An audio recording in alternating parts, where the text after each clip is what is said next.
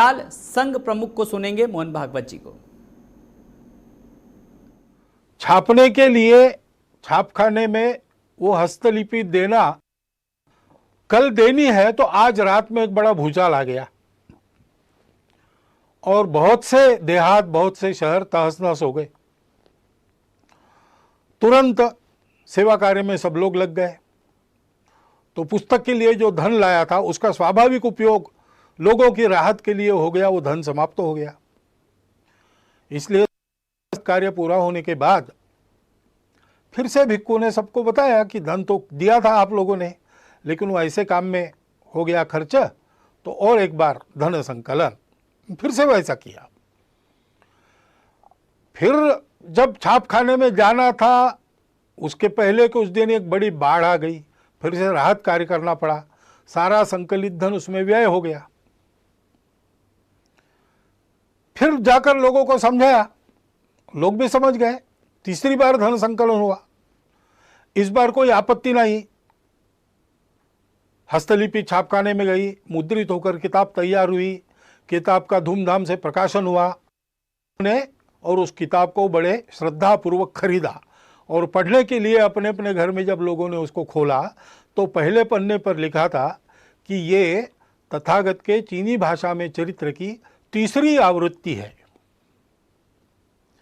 यानी लिखित चरित्र एक चरित्र का स्वरूप है, लेकिन उस चरित्र का जो संदेश है दुनिया की दुख मुक्ति, उसको आचरण में उसके पहले 2 बार लाके दिखाया गया, तो वो भी उस पुस्तक की आवृत्ति है। ऐसे हम आज जो कर रहे हैं वो भी कार्यक्रम बदल के ही कार्य कर रहे हैं, इस भावना से उसको करना। तो स्वाभाविक केवल संघ के लोगों के लिए नहीं, सभी के लिए कुछ बातें स्पष्ट हो जाती है। एक तो हम ये सेवा क्यों कर रहे हैं, उसकी प्रेरणा हमारी स्वार्थ की नहीं है, अपने अहंकार की तृप्ति या अपनी कीर्ति प्रसिद्धि के लिए ये नहीं। जो लोग सहयोगी बनना चाहते हैं उनको जानकारी हो इसलिए कुछ प्रसिद्ध करना पड़ता है। अपने कार्य की रचना में हम सबको सविस्तार वृत्त ठीक ठीक पता चले इसलिए उसको प्रकाशित करना पड़ता है। लोगों को प्रेरणा मिले इसलिए भी ऐसे कार्य में आने वाले अनुभवों का लेखन प्रकाशन करना पड़ता है।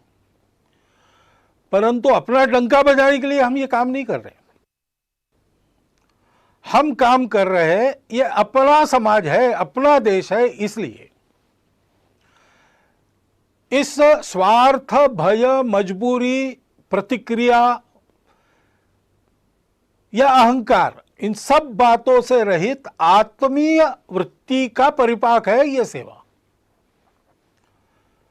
और इसलिए इस सेवा में हम लोगों को निरंतर लगना है, निरहंकार वृत्ति से लगना है, श्रेय दूसरों को देना है। और अभी ये जो विशिष्ट आपत्ति है उसमें जो सेवा करनी है उसमें लोगों का प्रबोधन भी करना पड़ता है, कई बातें बतानी पड़ती है। तो बताने का परिणाम तभी होता है जब हम उसका पालन करते हैं।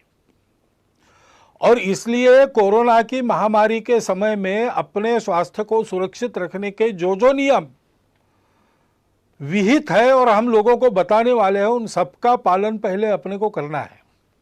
वो पालन करते हुए भी करना है। घर के बाहर निकलना, लेकिन नियम बना है कि उसके लिए अनुमति चाहिए, लॉकडाउन है तो अनुमति पूर्वक ही काम करना।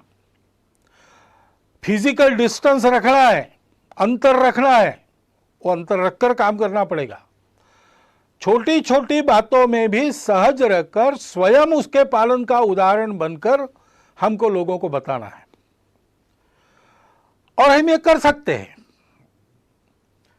महामारी नहीं है, उसने कहर मचा, लेकिन उससे डर जाने की आवश्यकता नहीं है।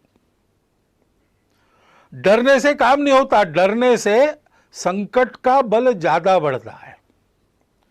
अपना संतुलन कायम रख के मन में भय का लवलेश न रखते हुए ठंडे दिमाग से उपाय करने हैं, कैसे करने पड़ेंगे, क्या क्या करना पड़ेगा, इसकी योजना बनाकर हम काम करते हैं तो वो काम यशस्वी होता है।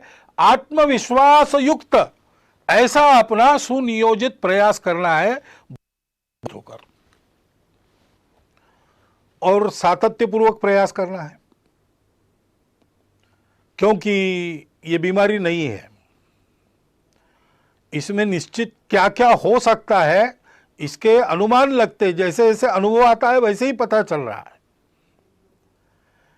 और इसलिए अब ये कितना चलेगा पता नहीं, जल्दी से जल्दी समाप्त हो ये पूरा प्रयास हम करेंगे, लेकिन जितने दिन चलेगा उतने दिन पीड़ित लोगों को राहत देने के और ये बीमारी न फैले उसके प्रयास जारी रखने पड़ेंगे। छोड़ दिया तो यशस्वी, एक आदमी सब तरफ से कंगाल हो गया, निराश हो गया, उसको हम आत्महत्या करेंगे। लेकिन कुछ उसके जेब में पैसा था, कुछ दिन जीने का सामान उसके पास था, तो उसको पहले इसको खर्चा कर देते हैं और बिल्कुल ही कफलक होकर मर जाएंगे। इसलिए वो बड़े शहर में गया कि वहां पर जुआ खेलेंगे, सारा धन उड़ा देंगे, फिर मर जाएंगे। लेकिन बाद उसको पता चला कि उस गांव के पास, उस शहर के पास एक बहुत लंबी चौड़ी जमीन थी जिसमें मैंगनीज मिलेगा ऐसा लगता था। इसलिए 2-3 माइनिंग कंपनीज ने वहां आकर खुदाई की, 250 फीट नीचे गए लेकिन मैंगनीज मिला नहीं, निराश हो गए। इसलिए उसका लीलाव वो करने वाले थे, तो उसको लगा कि ये भी एक जुआ है, चलो जाके बोली बोलेंगे। अब इतना तो धन नहीं था उसके जेब में कि इतनी बड़ी जमीन खरीदी कर सके, लेकिन वो 250 फीट की जमीन नहीं थी, 250 फीट का लंबा चौड़ा गहरा गड्ढा बना था, उसको कौन खरीदेगा।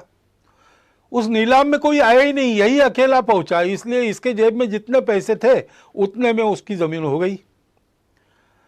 अब जो मजदूर वहां काम कर रहे थे उनको उस दिन की मजदूरी कंपनी ने दे दी थी, तो उन्होंने आके पूछा क्या करें, काम अभी बंद करें कि 5 बजे तक करें और बाद में छोड़े। तो उसने कहा आपने पैसे लिए हैं तो 5 बजे तक काम करो। उन्होंने 5 बजे तक खुदाई की, 3 फीट और खोदा, उसमें जो नमूने मिले उसमें मैंगनीज मिल गया, और कंगाल बना हुआ वो आदमी मैंगनीज की खदानों का मालिक, बाद में एक रेलवे कंपनी का मालिक, ऐसा सब कुछ बन गया, फिर से उसका जीवन बन गया। उसने लेख लिखा, वो मैंने पढ़ा, रीडर्स डाइजेस्ट में आया था, कहानी अमेरिका की है, लेकिन उसका शीर्षक था difference between the success and failure is 3 feet. 3 feet के अंतर के लिए अपना सातत्य खदान मालिकों ने छोड़ दिया तो वंचित रह गए, और 3 फीट और खोदने का दम इसने दिखाया तो इसको वैभव मिल गया। इसलिए ऐसा सातत्य अपने प्रयासों में चलना चाहिए, ऊबना नहीं चाहिए, थकना नहीं चाहिए, करते रहना चाहिए। सबके लिए करना है, इसमें कोई भेद नहीं है। जो जो इसके पीड़ित है वो हमारे अपने हैं। भारत ने तो जिन दवाइयों के और निर्यात पर बंदी लगाई थी, दुनिया के हित के लिए उसको हटाकर थोड़ा बहुत अपने तरफ नुकसान लेकर भी दवाइयां भेजी है। जो मांगेंगे उसको देंगे, क्योंकि यह हमारा स्वभाव है। हम मनुष्यों में भेद नहीं करते, और ऐसे प्रसंगों में तो बिल्कुल नहीं करते। सब अपने हैं, जो जो जिसकी जिसकी आवश्यकता है उन सब की सेवा, जितनी अपनी शक्ति है उतनी सेवा करनी है। और ये सेवा करते समय कोई स्पर्धा तो है नहीं, अपनी कीर्ति फहराने के लिए दुनिया भर में हम काम नहीं कर रहे। इसलिए जो इस काम में लगे उन सबको साथ लेकर, उन सबके साथ रहकर काम करना है, सामूहिकता से काम करना है। इस